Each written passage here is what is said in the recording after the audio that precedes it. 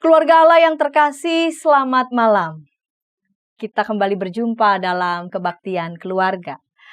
Bagaimana aktivitas saudara sepanjang hari ini? Kami berdoa, keluarga Allah merasakan betapa dekatnya Allah bagi kita, pun dalam suka dan duka. Ketika nanti ibadah ini selesai, kami begitu bersuka cita sekiranya dari antara anggota keluarga Allah dapat saling menyapa di kolom komentar. Terlebih dapat menyampaikan refleksi di kolom komentar dari perenungan firman Tuhan yang sebentar lagi kita akan dengarkan. Kebaktian keluarga yang setiap Rabu tayang ini didukung oleh begitu banyak kawan-kawan. Ada Renaldo di bass, ada Erika di piano, ada Meta sebagai penyanyi YKB, ada Rinto Zebua, salah satu kru handal, pemain gitar, dan tentu saja pelayan firman Ibu Pendeta Melani Ayub. Mari kita memuji Tuhan yang mengasihi kita dengan bernyanyi Terpujilah Allah.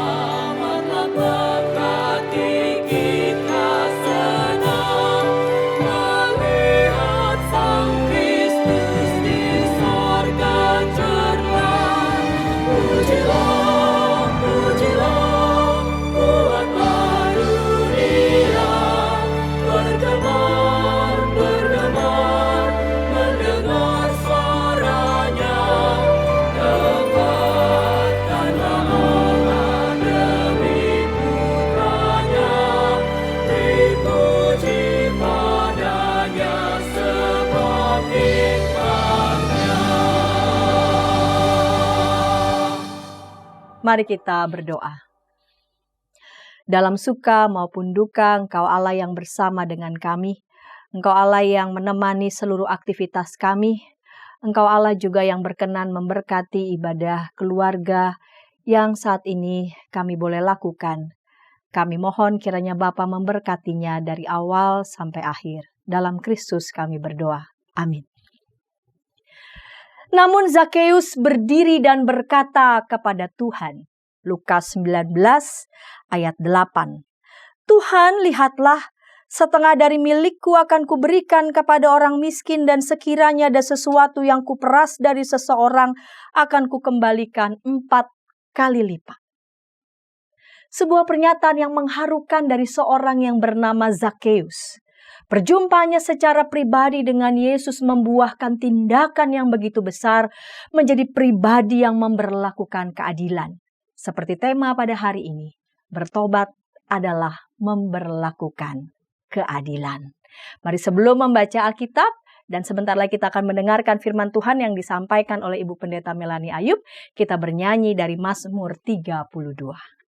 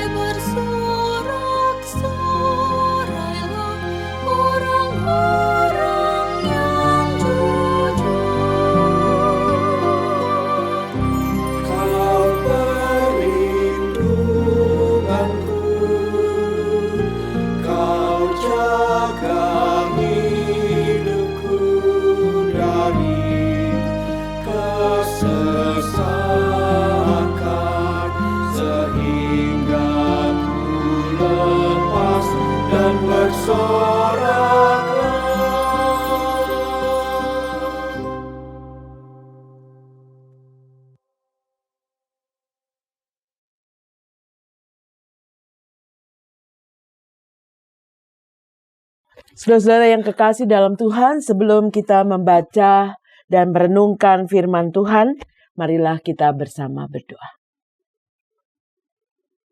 Ya Allah Bapa kami bersyukur untuk setiap waktu yang kami miliki. Untuk kami boleh memiliki waktu bersama dengan Engkau. Untuk kami boleh merasakan hadirat Tuhan. Untuk kami boleh disentuh dan disapa oleh kebenaran firman. Karena itu biarlah Roh Kudus beracara di dalam kami, meliputi kami dan menaungi kami. Agar setiap kami, setiap pendengar yang boleh mendengarkan firman-Mu, boleh sungguh disapa oleh kebenaran-Mu, boleh sungguh merasakan kasih dan rahmat-Mu. Dan karena itu, biarlah setiap kami boleh memahami firman dengan benar. Kami boleh mendengar, tetapi terlebih kami boleh melakukannya. Karena itu beracaralah ya Tuhan, berfirmanlah, karena kami semua sedia untuk mendengar. Dalam Kristus Yesus kami berdoa. Amin. Saudara-saudara, pembacaan Alkitab dari Injil Lukas 19, ayat 1 sampai dengan ayatnya yang ke-10. Demikian. Yesus masuk dan melintasi kota Yeriko. Di situ ada seseorang bernama Sakius, kepala pemungut cukai, dan ia orang yang kaya. Ia berusaha untuk melihat siapakah Yesus itu. Tetapi ia tidak berhasil oleh karena orang banyak, sebab badannya pendek. Ia pun berlari mendahului orang banyak, lalu memanjat pohon ara untuk melihat Yesus yang akan lewat di situ. Ketika Yesus sampai ke tempat itu, ia melihat ke atas dan berkata kepadanya, "Sakius, segeralah turun, sebab hari ini aku harus menumpang di rumahmu." Sakius pun segera turun dan menerima Yesus dengan sukacita. Melihat hal itu, semua orang mulai bersungut-sungut, katanya. Ia menumpang di rumah orang berdosa. Namun Sakius berdiri dan berkata kepada Tuhan, "Tuhan, lihatlah, setengah dari milikku akan kuberikan kepada orang miskin. Dan sekiranya ada sesuatu yang kuperas dari seseorang, akan kukembalikan 4 kali lipat." Kata Yesus kepadanya, "Hari ini telah terjadi keselamatan pada rumah ini, karena orang ini pun anak Abraham. Sebab Anak Manusia datang untuk mencari dan menyelamatkan yang hilang." Demikianlah Injil Yesus Kristus. Berbahagia setiap orang yang mendengar, terlebih yang memelihara firman dalam kehidupannya. Haleluya. Saudara-saudara yang kekasih dalam Tuhan, para pendengar yang setia, kalau kita mendengar kata tobat atau bertobat atau pertobatan, biasanya orang dengan mudah mengatakannya, "Aduh, saya tobat. Saya tidak akan makan sambal lagi karena kemarin saya makan sambal, saya sakit sampai harus masuk rumah sakit." Atau saya bertobat, saya nggak akan ngelembur lagi, saya nggak akan tidur sampai subuh lagi karena saya tahu bahwa tubuh saya ini tidak kuat. Mungkin nanti akan sakit-sakitan di masa tua. Saudara-saudara, ketika orang mudah sekali berkata, "Saya tobat" atau "saya bertobat", kita bertanya-tanya, itu serius? Itu betul-betul bertobat atau cuma ngomong doang? Setelah ngomong, kemudian melihat lagi makanan yang enak, yang mungkin pedas, wah, makan lagi. Itu berarti saudara-saudara, seringkali ketika kita bicara kata tobat atau bertobat, belum tentu ada perubahan, belum tentu ada perilaku yang sebaliknya yang kita lakukan.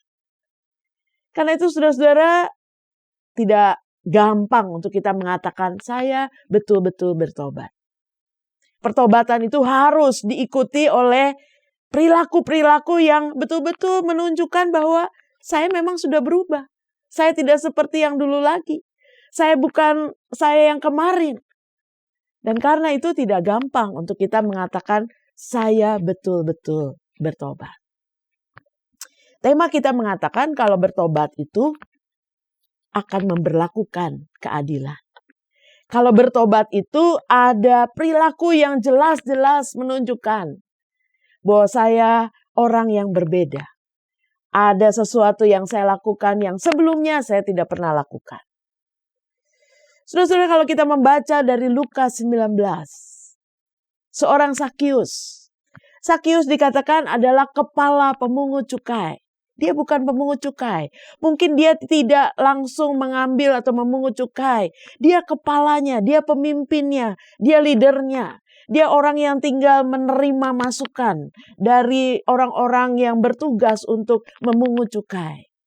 Dia seorang yang tinggal duduk manis dan menerima hasil pekerjaan dari orang lain. Dan karena itu dikatakan Sakius sebagai seorang kepala pemungut cukai adalah orang yang kaya. Bagaimana tidak kaya? Dia tinggal menerima segala sesuatu dari orang-orang yang bekerja pada dia. Dan mungkin dia menuntut orang untuk bekerja lebih giat supaya dia dapat keuntungan lebih banyak. Dan kemudian itu akan menjadi sesuatu yang bisa memperkaya dirinya sendiri. Dan saudara-saudara, Sakius sebagai seorang pemungut cukai dianggap orang yang tidak menyenangkan oleh orang banyak. Siapa sih yang suka diminta atau diperas atau dipungut sesuatu dari dirinya? Pasti orang tidak suka. Apalagi cukai itu akan diberikan kepada pemerintah Romawi. Dan karena itu Sakius tidak disukai oleh orang banyak. Karena dia suka memeras, suka menuntut, suka mengambil lebih dan menyengsarakan orang banyak. Berbeda dengan arti nama Sakius. Saudara-saudara, dalam bahasa Yunani, Sakaros, atau dalam bahasa Ibrani, Sakai, arti nama Sakius artinya orang benar, orang saleh. Menarik. Mungkin orang tuanya memberi nama Sakius supaya dia menjadi orang benar. Supaya dia menjadi orang saleh. Tapi pada praktek kehidupannya, apakah sungguh dia adalah orang benar? Apakah sungguh dia memungut sesuatu yang memang harus dia pungut? Atau dia mengambil lebih banyak?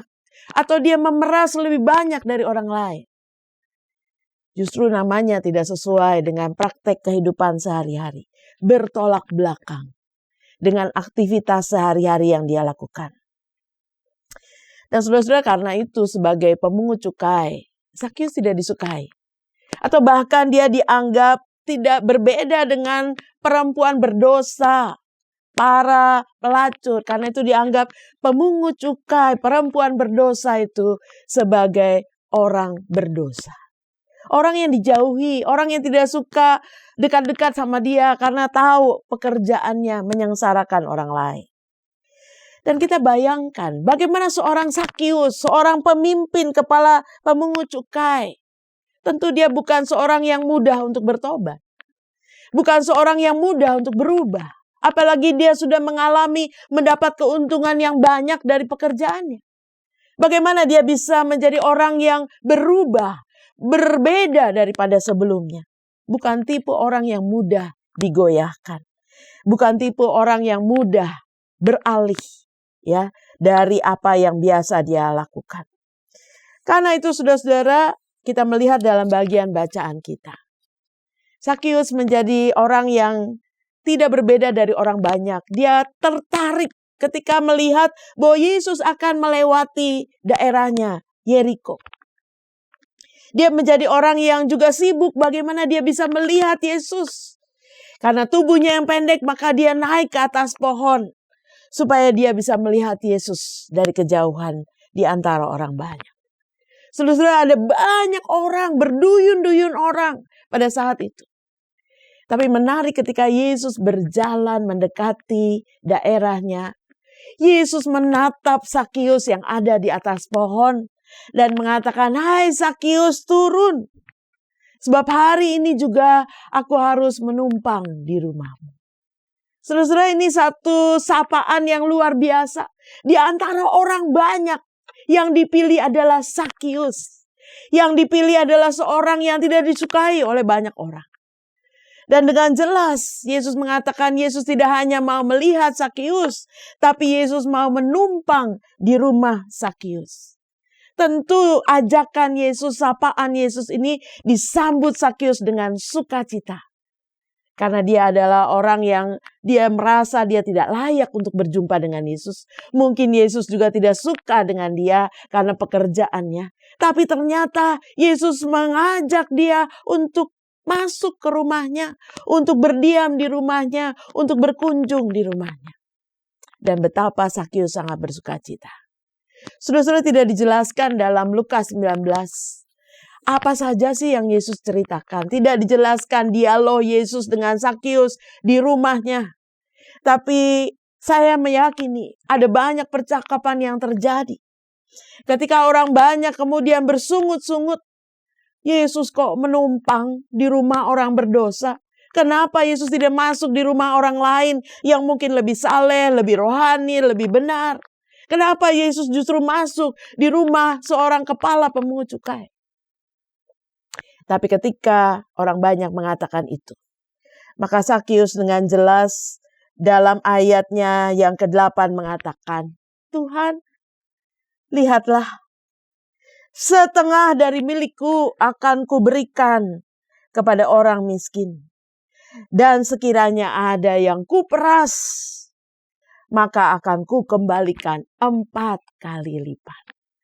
Saudara-saudara, menarik apa yang Sakius nyatakan.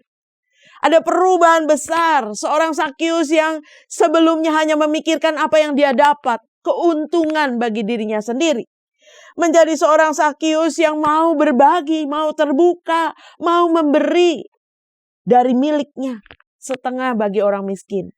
Bahkan mau mengembalikan 4 kali lipat bagi orang yang pernah dia peras. Saudara-saudara, ini sungguh lawatan Tuhan bagi Sakius mendatangkan pertobatan. Lawatan Yesus yang mau hadir di rumah Sakius, mau bercakap-cakap dengan Sakius, mau memperlakukan Sakius sebagai orang yang sungguh dia kasihi, merubah Sakius menjadi seorang yang bertobat. Saudara-saudara, pertobatan dalam bahasa Ibrani itu syuf, dan dalam bahasa Yunani itu metanoia. Bertobat artinya berbalik kepada Allah. Berbalik itu berarti seperti Anda punya putaran balik 180 derajat. Melakukan sesuatu yang mungkin belum pernah Anda lakukan. Yang tidak pernah Anda lakukan. Dan itulah pertobatan. Tidak jalan terus dan melakukan yang biasa dilakukan. Tapi berbalik dan melakukan yang sebaliknya. Dan itulah yang dilakukan oleh Sakius. Dia menyesali atas segala yang pernah dia lakukan. Dan dia mau melakukan perubahan. Dia mengambil keputusan untuk berlaku sebaliknya. Seorang yang biasa hanya memikirkan dirinya sendiri menjadi orang yang terfokus pada orang miskin. Yang sebelumnya dia hanya memperkaya dirinya sendiri, sekarang mau mengembalikan bahkan 4 kali lipat. Itu bukan hitungan yang sedikit, 4 kali lipat. Bukan cuma 2 kali lipat, tapi 4 kali lipat yang sebelumnya dia peras. Dan itu menunjukkan bahwa Sakius diubahkan. Sakius dijadikan orang yang diperbaharui oleh kasih Tuhan. Sakius yang sebelumnya adalah orang yang memperkaya diri menjadi Sakius yang murah hati dan mau berbagi. Saudara-saudara, Sakius sadar bahwa kasih Tuhan itu jauh lebih besar dari apa yang dia miliki. Sapaan Tuhan dan lawatan Tuhan itu sungguh-sungguh menjadi sukacita yang mendatangkan damai sejahtera bagi dia. Mungkin uang yang dia miliki tidak mendatangkan damai sejahtera, bahkan mendatangkan ketakutan, bahkan mendatangkan kegelisahan. Tetapi lawatan Yesus mendatangkan damai sejahtera dan sukacita. Dan karena itu Sakius mau bersyukur. Sakius mau menunjukkan kepada Tuhan bahwa dia sungguh-sungguh bersyukur atas lawatan Tuhan. Dan apa yang dia berikan pada orang miskin, apa yang dia kembalikan pada orang yang diperas, itu sebagai ungkapan syukur karena Tuhan sudah mau melawat dia. Saudara-saudara, sebagaimana tema kita, bertobat adalah memberlakukan keadilan. Ketika seorang dikatakan bertobat, maka dia tidak menjadi orang yang hanya fokus pada dirinya sendiri. Seorang yang memberlakukan keadilan, seorang yang adil adalah orang yang bisa memberlakukan sesamanya dengan adil. Yang tidak hanya memikirkan dirinya sendiri, tetapi punya perhatian, punya pemikiran apa yang saya harus berikan kepada sesama, apa yang saya harus bagi kepada sesama saya.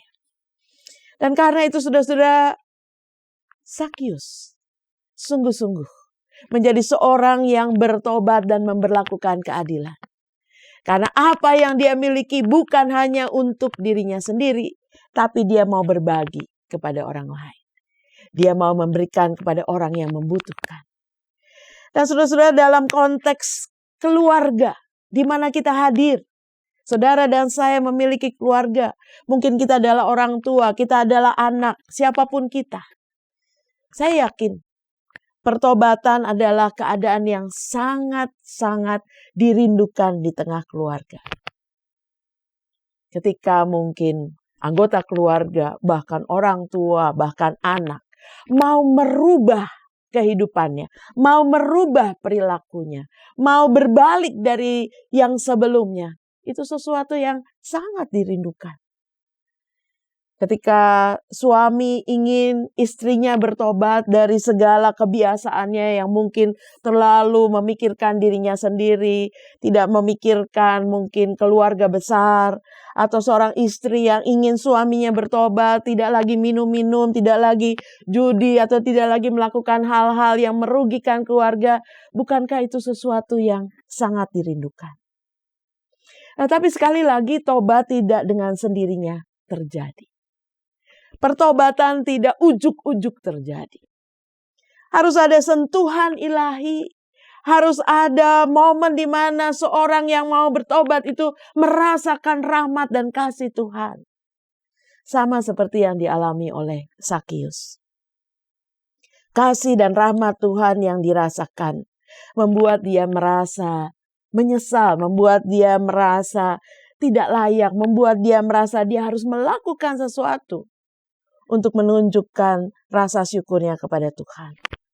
Karena itu pertobatan dimulai dengan sadar siapa aku. Menyadari siapa aku di hadapan Tuhan dan di hadapan sesama. Dia di tengah keluarga.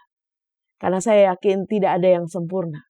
Baik sebagai orang tua, baik sebagai anak. Tidak ada yang sempurna. Mungkin suatu waktu kita melakukan kesalahan.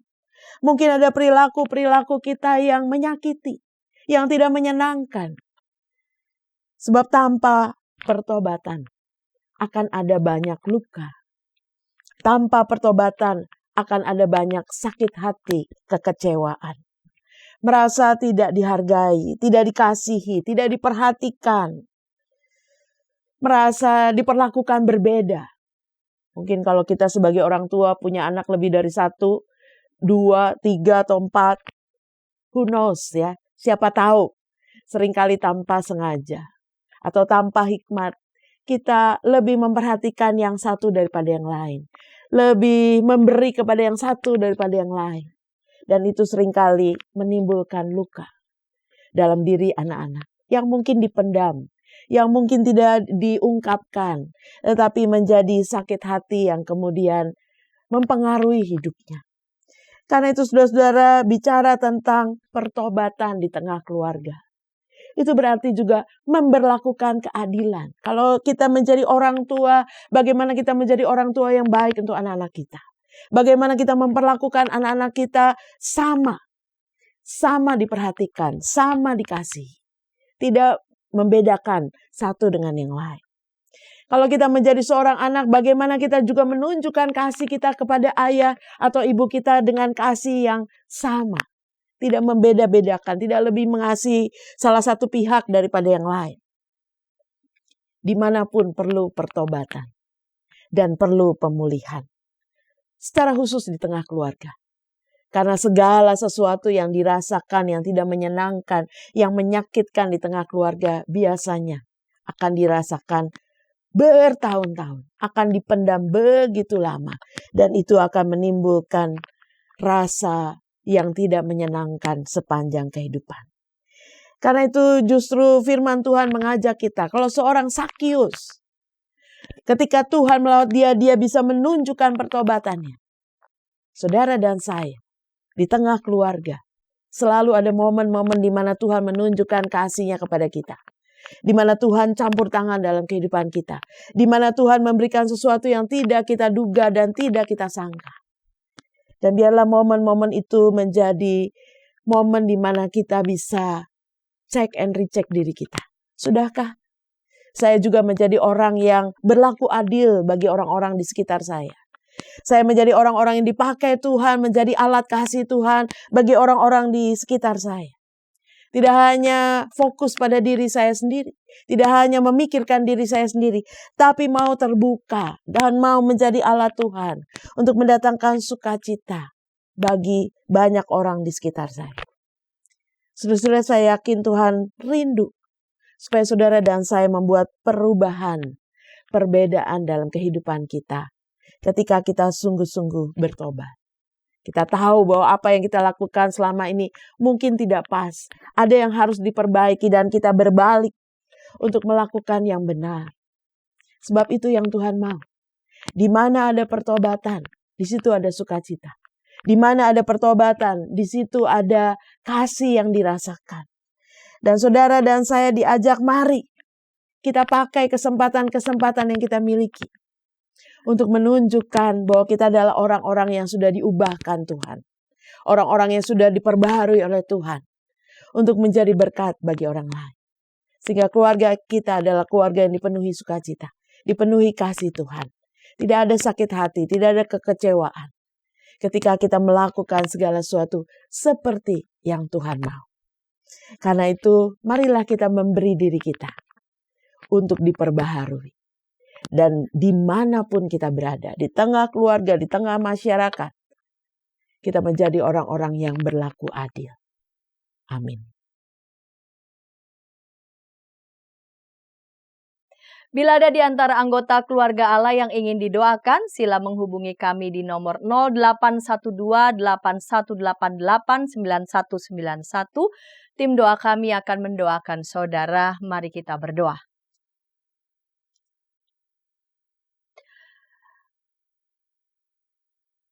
Tuhan, sungguh rindu kami berbalik kepada Tuhan. Kesediaan berbalik kepada Tuhan, kesediaan bertobat hanya bisa dimulai ketika kami sungguh mengalami kasih Tuhan yang menyentuh hidup kami. Dan karena kami merasakan mengalami kasih Tuhan itu menggerakkan kami berbalik kepada Tuhan, kembali menata hidup kami hari demi hari, berjuang untuk memperbarui hidup kami, tentu seturut dalam pertolongan Roh-Mu yang kudus. Kami mohon kepadamu ya Tuhan, kami boleh belajar untuk memberlakukan keadilan. Kami belajar di tengah-tengah keluarga kami, menjadi orang tua yang mengasihi anak-anak yang Tuhan percayakan, sungguh dengan tulus. Memperlakukan setiap anak-anak yang Tuhan percayakan dengan setara. Menghargai mereka dalam berbagai macam kesukaan, berbagai macam talenta yang Tuhan berikan kepada mereka. Dengan demikian anak-anak juga belajar bahwa mereka sungguh dicintai oleh orang tua mereka sebagaimana mereka ada. Dan ketika cinta itu boleh mereka rasakan, cinta itu juga yang boleh meneruskan mereka untuk melakukan berbagai macam aktivitas, memperlakukan orang-orang di sekitar mereka juga dengan penuh kasih dan keadilan. Kami mau berdoa untuk para pemimpin bangsa kami, penyelenggara negara, biarlah mereka juga mulai dengan kesediaan berbalik kepada Tuhan. Sehingga dengan demikian dalam menetapkan kebijakan mereka boleh juga memberlakukan keadilan.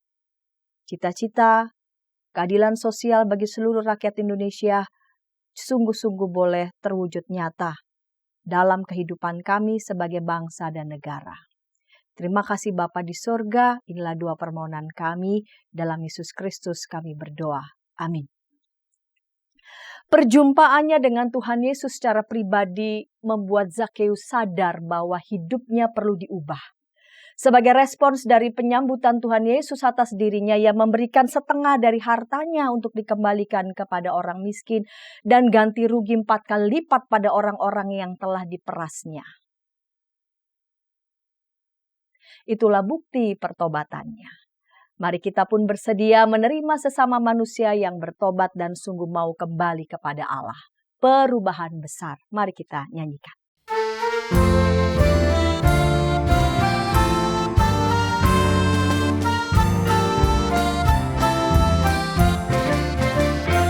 Perubahan besar di kehidupanku sejak Yesus di hatiku. Di jiwaku bersinar terang yang cerah sejak Yesus di hatiku. Sejak Yesus di hatiku. Sejak Yesus di hatiku. Jiwaku bergemar bagai ombak besar. Sejak Yesus di hatiku.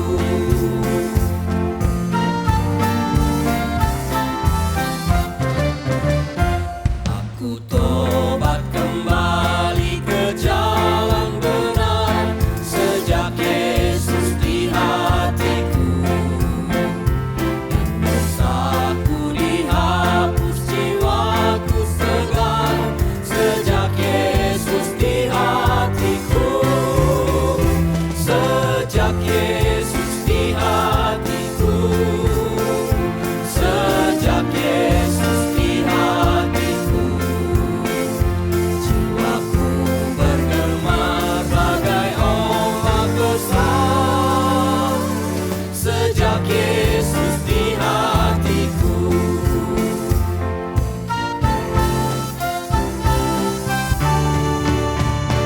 Aku rindu pergi ke tempat Tuhanku sejak Yesus di hatiku. Aku riang gembira berjalan terus sejak Yesus di hatiku. Sejak Yesus di hatiku. Sejak Yesus di hatiku. Jiwaku bergemar bagai ombak besar sejak Yesus di hatiku.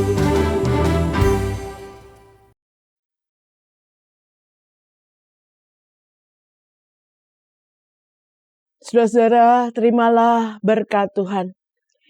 Kiranya anugerah Tuhan Yesus Kristus, belas kasih Allah Bapa, dan persekutuan di dalam Roh-Nya yang kudus menyertai saudara sekalian. Amin.